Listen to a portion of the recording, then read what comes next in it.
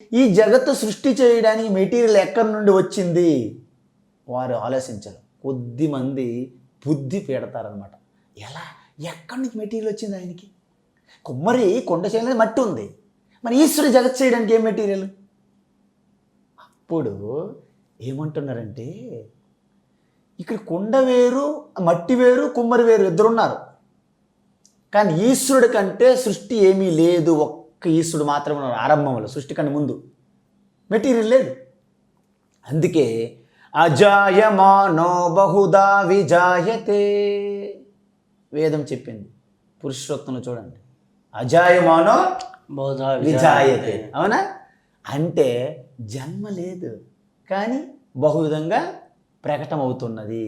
అంటే ఈశ్వరుడు తన నుండే సృష్టి చేశారు. అంటే ఏంటి? ఈశ్వరే సృష్టిగా, ఈశ్వర బికమ్స్ జగత్.